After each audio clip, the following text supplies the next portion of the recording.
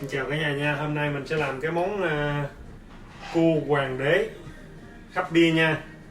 Thì mình rửa cua trước. Hôm nay mình chơi lớn luôn nha cả nhà. Đây, cả nhà thấy không? Hôm nay mình chơi lớn luôn. Đánh răng cho con cua trước. Mình chảy nha cả nhà thấy không? Đó, mình phải đánh răng đó.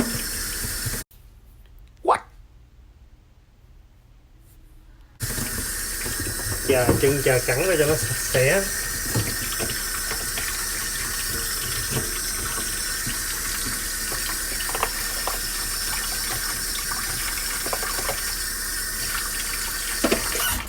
Rồi mình cho em nó tắm bia nha cả nhà.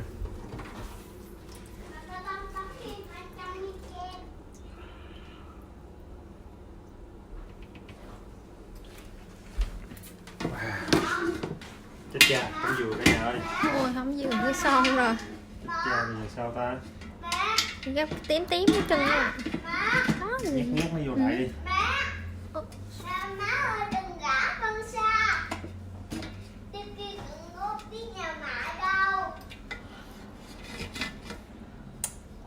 Khổ quá cả nhà, mua cái nồi này nhỏ, cái nồi con này là cái con 50 á mà không vừa nó nữa rồi sao đây?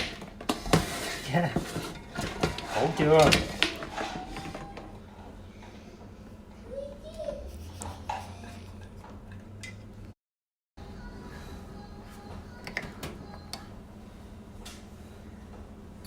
Rồi, sau một hồi thì mình cũng nhét em nó vô với cái nồi này nha cả nhà. Đó.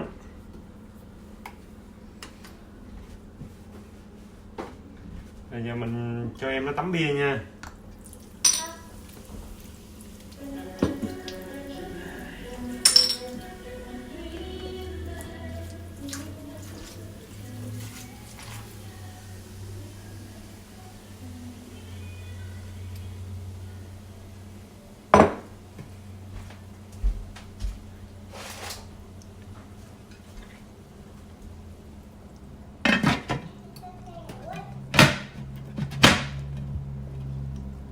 Rồi cái này mình cứ việc hấp đi chắc khoảng 30 phút á.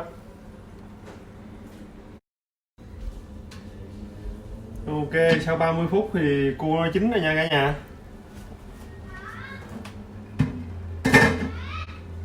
Rồi, mình lấy cua ra nha. Nóng quá, nóng quá.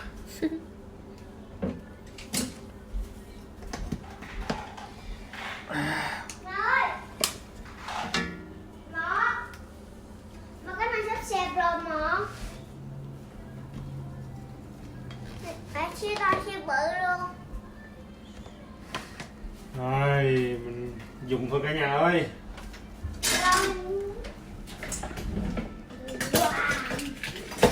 Cua này mình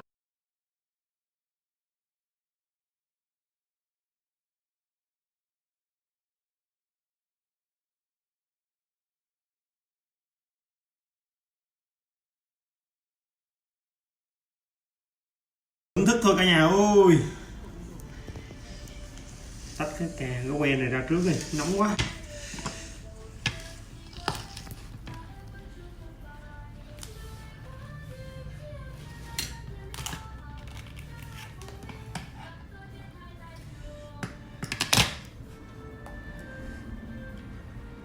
Cái que này cả nhà thấy không?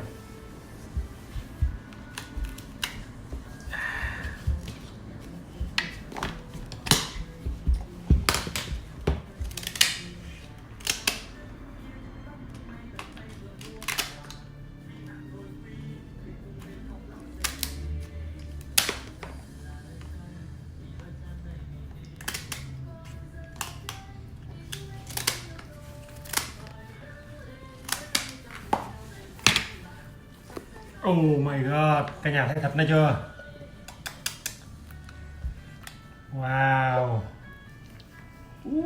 Đã quá cả nhà ơi.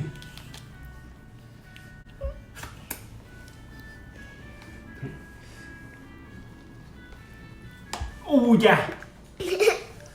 Mời cả nhà nha. Chấm muối tiêu chanh nè, mời cả nhà nha.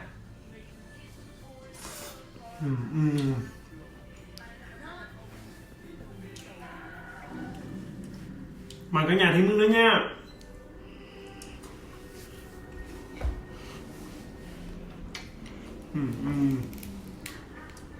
Nè thấy không? Quá là thịt luôn. Một mình mà ăn con cua này chắc chết luôn cả nhà ơi. Má, em không có ăn trộm.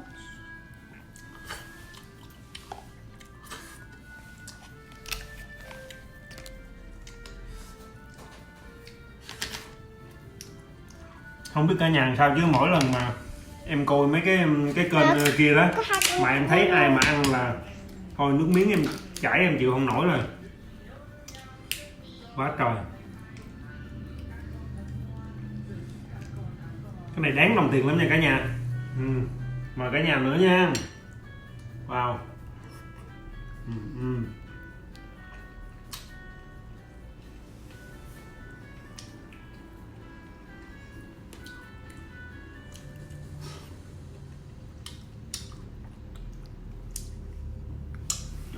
Quá đã cả nhà ơi.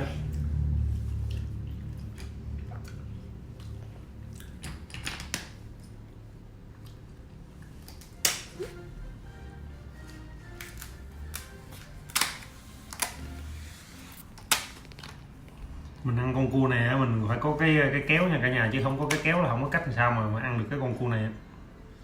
Nội mà cả nhà thấy không nè, mấy cái gai nó mình cầm không là cũng đã đau rồi.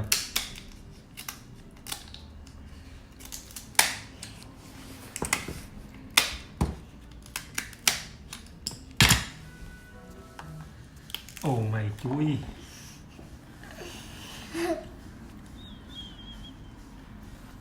Nó cái ra mơ mà. Trời ơi, mình ăn mà cho con mình nó la thèm luôn. Cho qua đây, cho miếng nha. Qua đây con, để đó.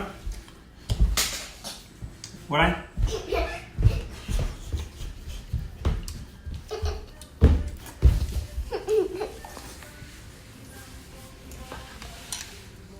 Chưa bơi thả ra cho nha.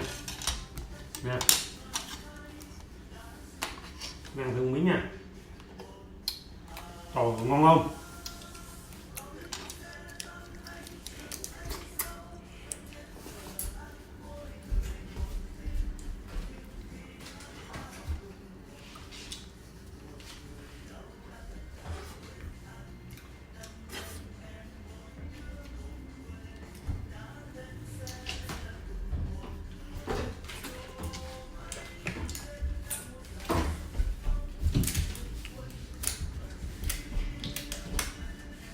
Bữa nay nói chung là mình chơi liều luôn, chơi nguyên con cua này luôn để mình làm cái clip. Mình nói mình làm cái clip cua hoàng đế hoài mà lâu quá mình không có dịp.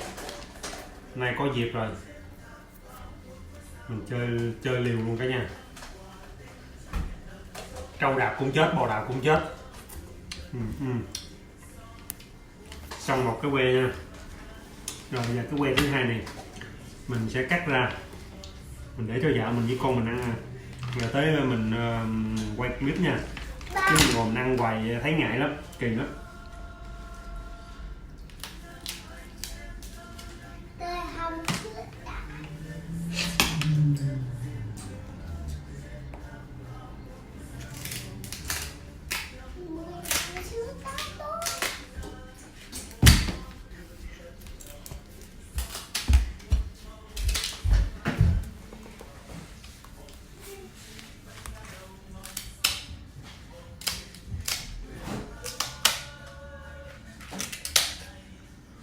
Đó, để qua một bên chút xíu vợ mình tách ra nha, cho cả nhà xem nha.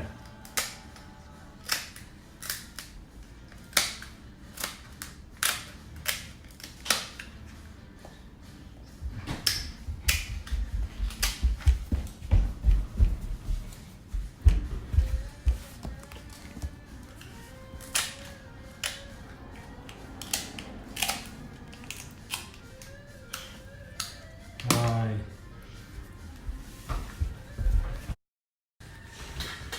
Mình sẽ tách cái con cua này lên nha cả nhà.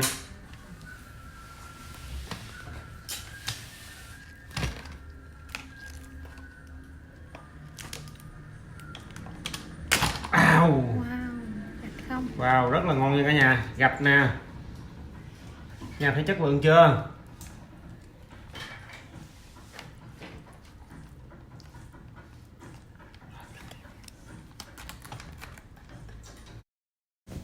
Hôm nay Chào gì nữa, anh chào rồi. Chào gì nữa. lần đầu tiên ăn con này luôn á. Từ nhỏ tới lớn lần đầu tiên mới được ăn nè. Con này là con gì anh? Con hoàng đế hả?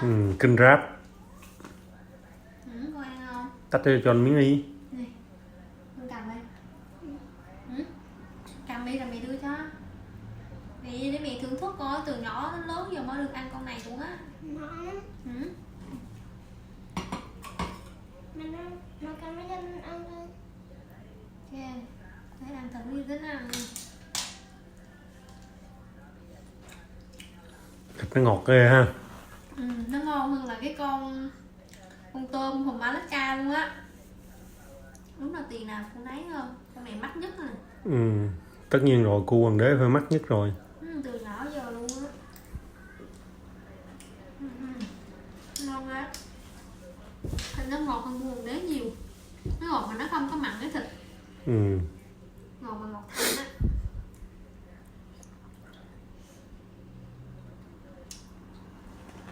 Ngon ghê. Trời, cắm cúi nhìn ăn không rồi ta. Ngon quá. Hết không? Hồi đó giờ mẹ có được ăn cái này đâu, lần đầu tiên mẹ ăn mà.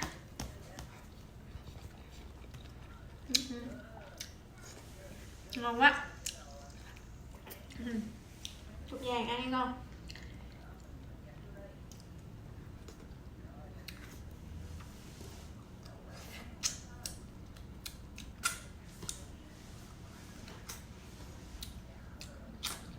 Ngon mà phải vét thật kỹ. Ăn xong rồi chút xíu mình lấy cái này nè, mình ập lên đầu luôn nha cả nhà. Đội lên đầu luôn. Thật không à ha. Lúc này tí ra có que hả? Que này chưa tí hả? 2 que mà, anh tách 2 que mà. Đây nữa nè. Đây hả? Với cái càng đó.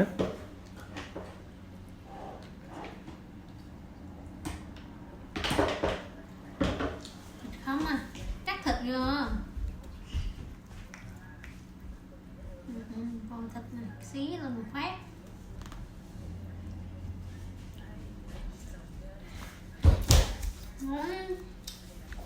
Củ vàng ăn không?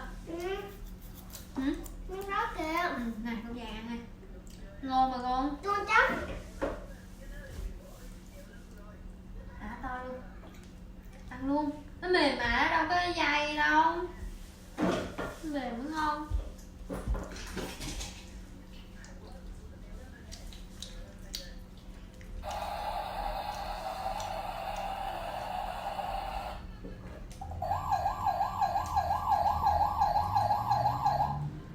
Trời, ăn cua hoàng đế mà nó đem máy bay cứu hộ tới không biết làm chi nữa.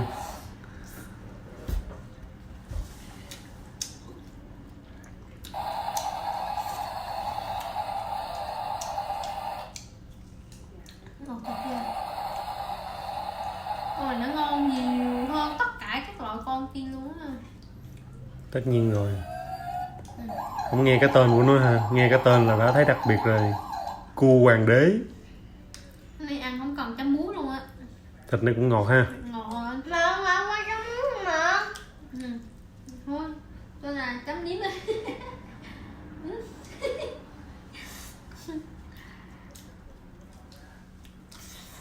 Mình thấy ăn đâu còn chấm muối đâu Tròn.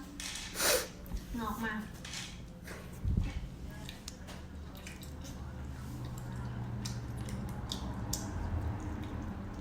Lần đầu tiên ăn luôn á trời.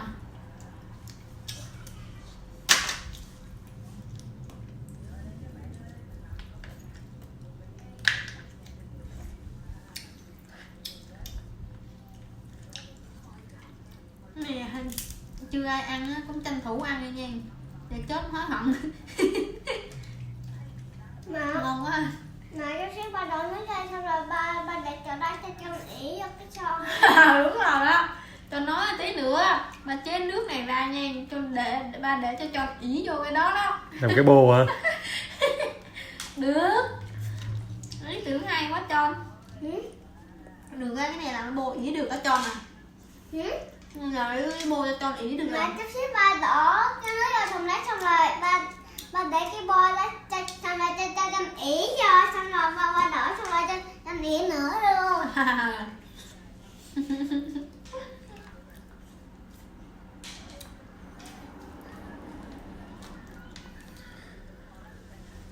Ok thôi, clip dài rồi, xin tạm biệt cả nhà nha, hẹn cả nhà clip sau nha em. Bye cả nhà nha. Bận ngăn rồi. Ok tạm biệt cả nhà.